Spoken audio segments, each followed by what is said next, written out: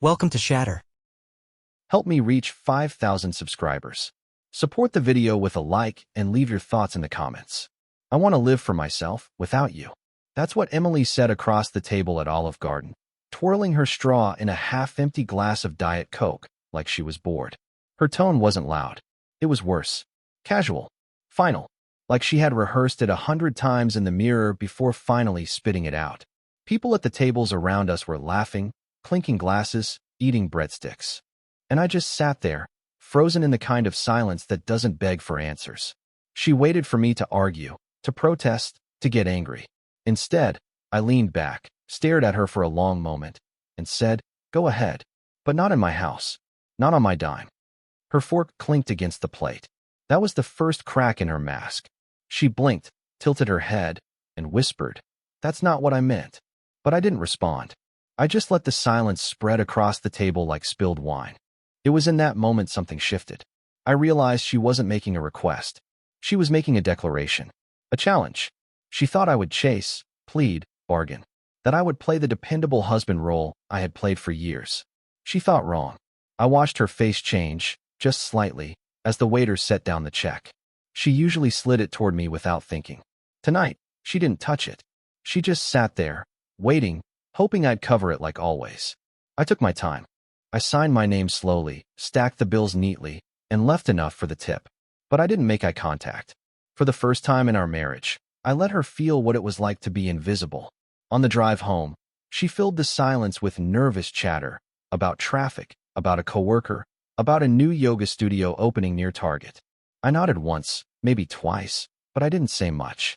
Because the truth was already carved in my mind. She wanted freedom, but only if I kept paying for the walls around it. She wanted independence on my shoulders. That night, in our kitchen, I poured myself a glass of water and watched her scroll on her iPhone, pretending to be calm. But her thumbs moved slower than usual. She knew. She could feel it. Something was no longer in her control. When we went to bed, she rolled to her side, back facing me, as if the conversation never happened. But I lay awake, staring at the ceiling, listening to the quiet hum of the fan. My mind wasn't replaying her words. It was calculating. The way she leaned on me financially. The way she filled her days with distractions while I carried the weight of 2 lives. The way she believed I'd always be there, no matter how much she withdrew. She thought she'd thrown down the first stone. What she didn't realize was that I had already stopped playing her game the moment those words left her mouth. And by the time she came back from her next Target run, she'd start noticing things missing. The morning after Olive Garden, Emily acted like nothing had happened. She brewed coffee, scrolled Amazon on her phone, and hummed along with some song playing low on the speaker. She thought the storm had passed. She thought my silence was just wounded pride, something that would fade by lunchtime. But silence, once sharpened, doesn't fade. It carves deeper. I left for work without the usual goodbye kiss, without reminding her about the groceries, without slipping cash in her wallet like I sometimes did. Just a nod at the door. On the way to the office, I pulled into a Wells Fargo branch and opened a private account. My salary would start landing there by the end of the week. She wouldn't notice right away. She never paid attention to the details. That was my role, and I had just resigned. That night, she set the table for 2, like she always did. Pasta, salad, a candle she picked up at Target last weekend. She tried to smile, to act like a loving wife in a commercial. But the cracks showed in the way her eyes kept flicking toward me, searching for reassurance. I gave her none. I ate, thanked her once, and carried my plate to the sink. No compliments, no warmth, no attempt to bridge the space between us. The silence made her restless. I could see it in the way she started cleaning obsessively, wiping down counters that were already spotless, rearranging books, straightening pictures. Like she could organize her way back into control. But the silence wasn't hers to break anymore. 2 days later, I didn't come home after work. Instead, I went to the gym, stayed late, then drove around aimlessly with the radio off. By the time I walked through the door, it was almost 10.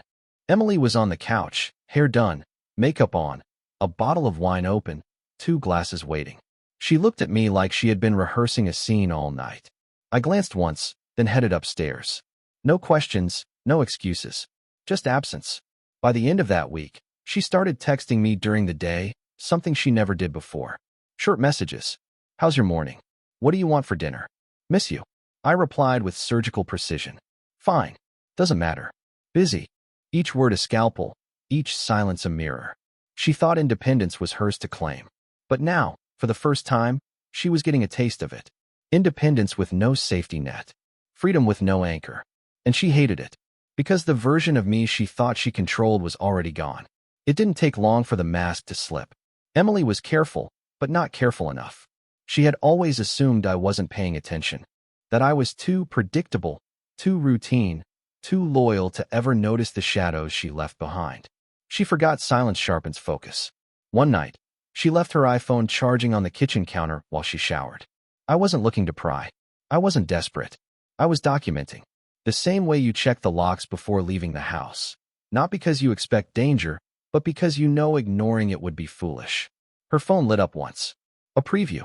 Just a single line from a number not saved in her contacts. Last night was perfect. Can't wait again. The words burned into me, but not in the way she might have expected. No rage, no panic, no heartbreak. Just confirmation. She had built her independence on someone else's attention. I didn't confront her. I didn't storm upstairs. I just opened my laptop and created a folder. I titled it Exit. Inside went a screenshot, time-stamped and stored. Evidence, not for revenge, but for precision. When the moment came, I wouldn't argue. I would simply walk away, leaving a trail of facts behind me like breadcrumbs she couldn't deny. That week, I started watching her more closely. The late-night yoga classes that ended with her hair styled too neatly. The new clothes from Lululemon that appeared in her closet, tags ripped off, but receipts shoved in the trash. The way she lingered over her phone with that faint smile, the kind you only wear when someone is feeding your ego. I didn't accuse. I didn't ask questions. I let her think she was clever. And in the silence, she revealed herself piece by piece. Saturday came, and she told me she had a girls' night. She even left her perfume on heavy, as if overcompensation could erase the truth. I nodded, wished her fun, and watched her drive off. 20 minutes later, I checked our joint credit card account. The transaction was already there. A charge at a hotel bar downtown. Not a girls' night. A rendezvous. Another screenshot, neatly saved in the folder. When she returned past midnight, I was still awake, sitting in the living room with the TV muted. She walked in, her heels in her hand, hair undone, and froze when she saw me. For a second, guilt flashed in her eyes, quickly buried under a casual smile. She mumbled something about traffic and went upstairs. I didn't move. I didn't reply. I just watched her back as she disappeared down the hall, already calculating the next step. Because she thought she had secrets. But I had already built my exit. Emily had no idea how much of her life was built on invisible scaffolding I provided. Little things she never noticed, because they just worked. Bills paid on time. Subscriptions renewed automatically. Groceries stocked before she ever realized we were low. I was the quiet current under her comfort, and she had mistaken it for the tide of life itself. That changed the week I started pulling pieces away. Not dramatically. Not with confrontation. Just absence. Netflix gone. Hulu canceled.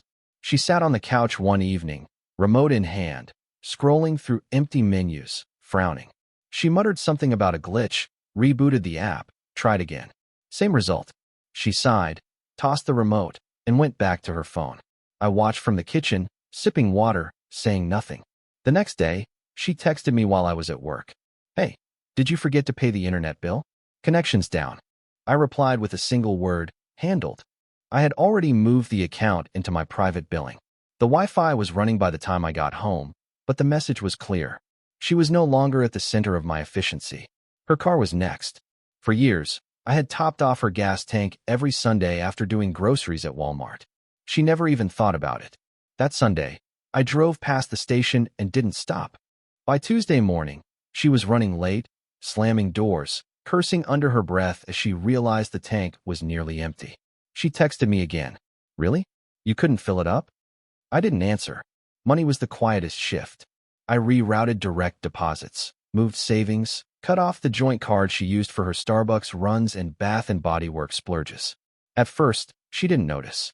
Then one Friday night, she came home with shopping bags, placed them on the counter, and checked the receipt. Her smile faltered.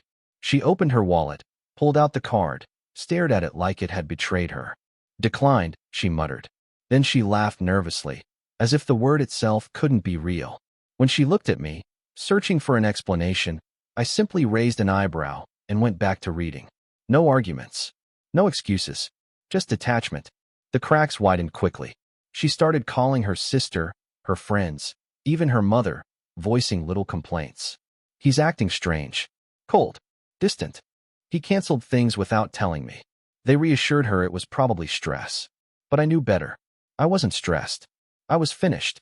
And every small collapse in her routine was a reminder. Her independence came with a price tag. And I had stopped paying. It started with whispers. Not mine, hers. The same woman who once filled rooms with confidence was suddenly on the defensive. She tried to shape the story, to frame me as distant, detached, cold. But silence has a way of bending narratives back on the speaker. One night, I overheard her on the phone with her mother. Her voice was low, clipped, carrying that mix of frustration and fear. He's pulling away. He's acting like I don't exist. A pause. Then her mother's sharp reply cut through the quiet. Well, what did you do? That silence on her end told me everything. Even her family wasn't buying her version anymore. A few days later, I ran into her friend Rachel at Costco. She smiled politely, but there was hesitation in her eyes. She asked how I was, if everything was okay. I kept my tone calm, even nonchalant. I'm fine. Better than ever. She studied me like she was searching for cracks, but there were none. Just composure. The kind of composure that makes people wonder what's really happening behind closed doors. When Emily heard about the encounter, she panicked. That night, she accused me of painting her in a bad light. But I hadn't said a word. I didn't need to. People notice silence. They notice who is frantic to explain and who doesn't feel the need to explain anything at all. Soon after, her sister called. She wanted to check in, asking if we were okay. I could hear the caution in her tone, as if she already suspected the answer. Emily had always been the golden one in her family, the one who could do no wrong. But now, cracks were visible, and they weren't mine. The shift became undeniable at a small dinner party with a few neighbors. Emily tried to dominate the conversation with stories about her new yoga studio, about how she was focusing on self-care. But someone asked where I had been lately, mentioning they hadn't seen me around as much. I simply smiled, said, busy with my own projects, and left it at that. The question hung in the air, unanswered by her. For the first time, she wasn't the one who looked in control. When we got home, she was furious, accused me of embarrassing her. But all I had done was exist quietly, firmly, without bending to her narrative. And in that stillness, everyone began to see her unravel. She thought she could manage perception. What she didn't realize was that silence speaks louder than defense. And in that silence, people were starting to take my side without me saying a word. Up until then, my silence had been inside the house, a withdrawal she could feel but still watch. She thought that as long as I was physically present, she could still steer the narrative, still manipulate the atmosphere. She was wrong. One evening after work, instead of driving home, I took my Ford F-150 out of town. No destination. Just the open road, headlights cutting through the dark. Hours passed before I turned back. By the time I pulled into the driveway, it was close to midnight. The house lights were still on. Emily was pacing the living room, arms crossed, phone in hand. She froze when she saw me, her face tight with relief and frustration all at once. "Where have you been?" she demanded. I walked past her without a word, set my keys on the counter, and went upstairs. The next day, she blew up my phone with texts. "Are you working late? When will you be home? Can you at least tell me something?" I let the messages pile up, read receipts glowing back at her. She was no longer in control of my time. The silence became heavier outside the walls of our house. I stayed late at the gym, went out for breakfast at Waffle House alone, took long drives, sometimes just parking somewhere quiet and sitting in the truck, watching the world move without me. For the first time in years, my schedule belonged entirely to me. Emily noticed. One night, she set the table with candles, dinner for two, her attempt at control dressed up as romance. When I didn't show up until after 10, she was sitting there in her robe, food cold, wine glass untouched. She didn't say a word when I walked past her, but her eyes followed me with a look I recognized immediately. Panic. The cracks widened further when her friend texted me by mistake. an invitation to a small gathering Emily had apparently attended without mentioning it. The message said, "Bring her again. She looked so happy last time." I never replied. Instead, I saved the screenshot into the folder. Her world was shrinking, but mine was expanding in silence. By the end of that week, Emily had stopped pretending indifference. She started hovering when I got home, asking vague questions, probing for details. I gave her nothing. No explanations, no reassurances. Just silence wrapped in composure. She had wanted independence. Now she had it. But the truth was written all over her face. She had never really wanted freedom. She had wanted control. And now she was learning what it felt like to lose it. It was only a matter of time before suspicion became certainty. Emily thought she was clever, but people are creatures of habit. Patterns always reveal themselves. One night, I was in bed scrolling on my phone when her screen lit up on the nightstand. She was in the bathroom, hair dryer humming, oblivious. The preview was short, almost careful. "Tonight was perfect. I can't stop thinking about you." No name, just the letter M. My pulse didn't rise. My hands didn't shake. I had already suspected. This was just the final puzzle piece snapping into place. I took the phone, captured the message with a quiet screenshot, then placed it back exactly where it had been. Evidence, time-stamped, stored. Another addition to the folder. The next morning, Emily kissed me on the cheek before leaving for work, her voice light, pretending normal. I watched her walk out the door, knowing exactly where she would go that evening. By lunch, I was at my desk, combing through phone records. Same number, over and over, late at night. Cross-referencing social media was almost too easy. Michael, a mid-level executive at her firm. The kind of man who probably thought he was untouchable. I didn't confront her. I didn't breathe his name aloud. Confrontation would give her control, give her a stage to deny, twist, deflect. Instead, I sharpened the silence. That week, I began pulling away more deliberately. I left earlier for work, came home later, let entire evenings pass without a word exchanged. Emily noticed. Her attempts at casual conversation grew clumsy. She touched my arm in the kitchen one morning, and when I didn't respond, she flinched like she'd touched fire. She knew something had shifted, but she couldn't see how deep it went. Because while she was busy chasing the thrill of late-night secrets, I was building something stronger, an exit she couldn't block. Bank accounts rerouted. Subscriptions canceled. Documents gathered and stored.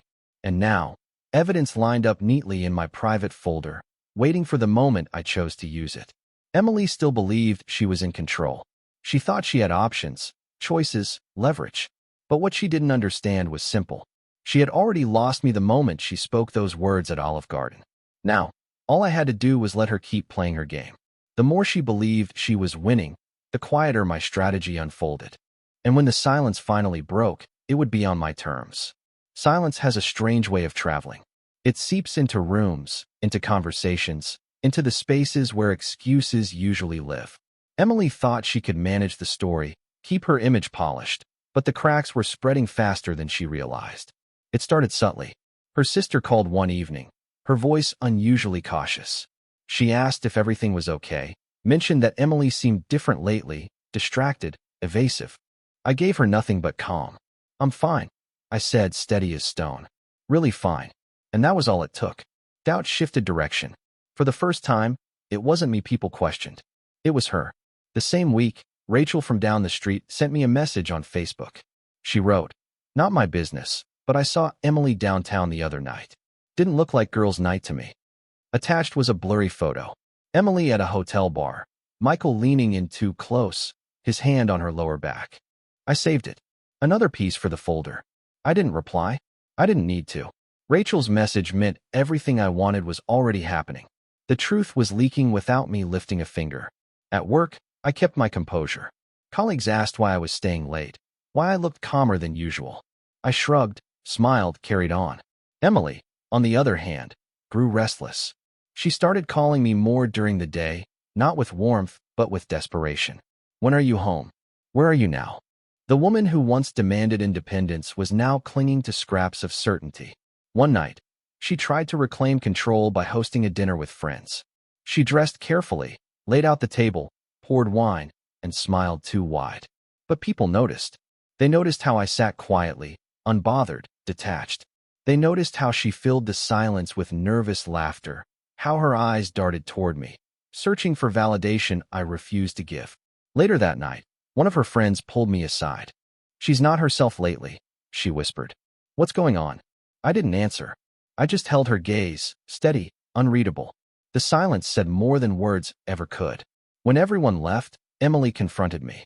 Her voice shook as she demanded to know why I was making her look bad. I didn't respond. I simply gathered the empty glasses, rinsed them in the sink, and walked upstairs. She stood frozen in the kitchen, realizing for the first time that her reputation was slipping out of her grasp. The truth wasn't mine to announce. It was hers to choke on. And her silence, for once, was louder than mine. By the time the first rumors spread, Emily was already scrambling. She tried to tighten her grip on appearances, but people noticed more than she thought. Her friends stopped inviting her to brunch. Her sister's tone on the phone shifted from protective to skeptical. Even her mother, who always defended her blindly, sounded different. When Emily complained that I had grown cold, her mother asked the one question she couldn't answer. "What did you do?" Meanwhile, my world was expanding. The silence that once felt heavy now felt liberating.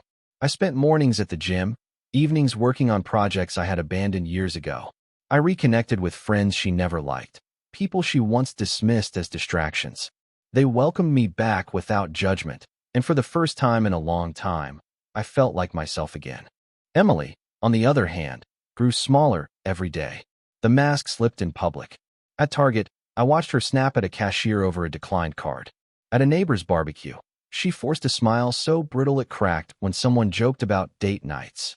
She laughed too loudly, drank too quickly, and left early, her composure in tatters. She still tried to reach for me at home. One evening, she placed her hand on mine as I read, her voice softer than it had been in months. "Can we talk?" she whispered. I looked at her hand, then at her face, and gently pulled mine away. Not with anger, not with cruelty, just with finality. She blinked, stunned, as if the rejection hadn't been real until that moment. Her control was gone. The man she thought she could manipulate into chasing her had vanished.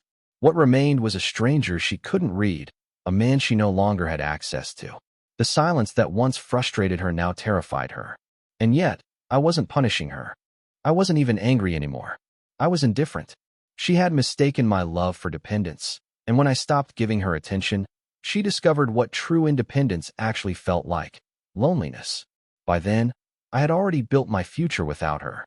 Accounts moved, documents secured, evidence organized. My life was mine again, and hers was unraveling in full view of the very people she once tried to impress. Emily thought she was teaching me a lesson when she said she wanted to live for herself. She was right, but not in the way she imagined. Because now, I was the one living for myself, and she was the one left behind. The end didn't come with an explosion. No screaming, no slammed doors, no thrown accusations. It came the way winter turns into spring, quietly, but with a finality that cannot be reversed. Emily had grown desperate by then. Her mask had collapsed in public, her friends kept their distance, and her family stopped defending her. At home, she tried everything. She cooked meals she hadn't touched in years, bought lingerie from Victoria's Secret, even left little notes on the counter like she used to. But it all felt rehearsed, late, hollow. She was playing the role of a wife she had abandoned long before. One evening, she finally broke. She stood in the doorway of our bedroom, her voice trembling. "I don't want to lose you. We can fix this. I'll change."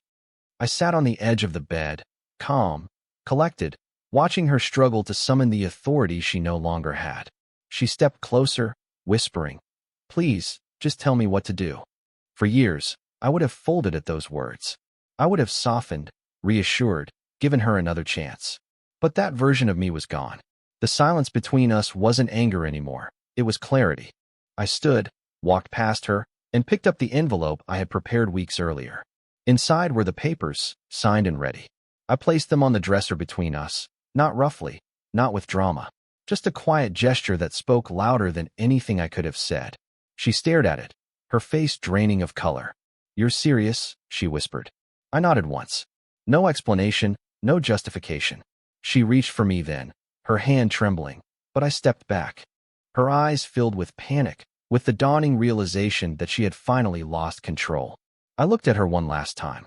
Not with anger, not with regret, just with the calm of a man who had already walked away long before his feet left the room. My voice was steady, almost soft. I didn't disappear. I just stopped showing up where I wasn't respected.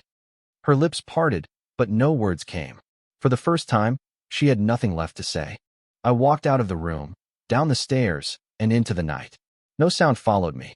No footsteps. No pleading. Just silence. And in that silence, she finally heard the truth she had been running from all along. The game was over. What would you have done in my place?